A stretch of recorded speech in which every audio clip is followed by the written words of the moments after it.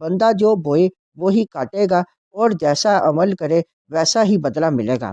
بسم اللہ الرحمن الرحیم۔ آج کی حدیث مبارک آمد رجب پر دعائے نبوی صلی اللہ علیہ وآلہ وسلم۔ مسند احمد حدیث نمبر 2346۔ الموجب الاوسط حدیث نمبر 3939۔ حضرت انس بن مالک رضی اللہ تعالیٰ عنہ نے بیان کیا، جب رجب کا مہینہ آتا تو نبی اکرم صلی اللہ علیہ وآلہ وسلم بارگاہ الہی میں یوں عرض کرتے: اللہم بارک لنا فی رجب و شعبان و بارک لنا فی رمضان۔ اے اللہ، ہمیں عبادت اور اطاعت کی توفیق عطا کر کے رجب اور شعبان میں برکت عطا فرما، اور ماہ رمضان میں بھی ہمیں برکات سے نواز۔ ایک روایت میں ماہ رجب کی آمد پر کثرت استغفار کی ترغیب دی گئی، لہٰذا رجب سمیت عظمت والے مہینوں میں دیگر مہینوں سے زیادہ عبادت اور استغفار کا اہتمام کرنا چاہیے۔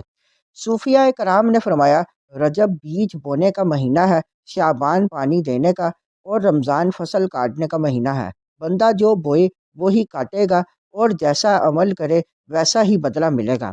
اس حدیث مبارک سے یہ سبق ملتا ہے کہ رجب، شعبان اور رمضان عبادت کی تیاری، مشق اور تکمیل کے مہینے ہیں۔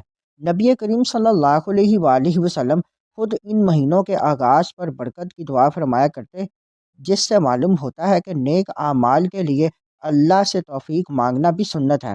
رجب ہمیں گناہوں سے توبہ، اصلاح نفس کی طرف بلاتا ہے، شعبان میں عبادت کی کثرت اور دوام سکھایا جاتا ہے، اور رمضان میں انہی تیاریوں کا ثمرہ اور اجر ملتا ہے۔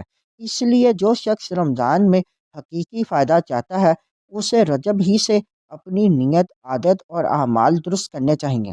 یہ بھی سبق ہے کہ وقت کی قدر کی جائے، فضیلت والے مہینوں کو غفلت میں ضائع نہ کیا جائے، اور عبادت، استغفار، درود شریف اور نیکیوں میں بڑھ چڑھ کر حصہ لیا جائے، کیونکہ بندہ جیسا بیج بوتا ہے ویسی ہی فصل کاٹتا ہے۔ اللہ تعالیٰ ہمیں رجب اور شعبان میں برکت اور رمضان میں کامل عبادت نصیب فرمائے، آمین۔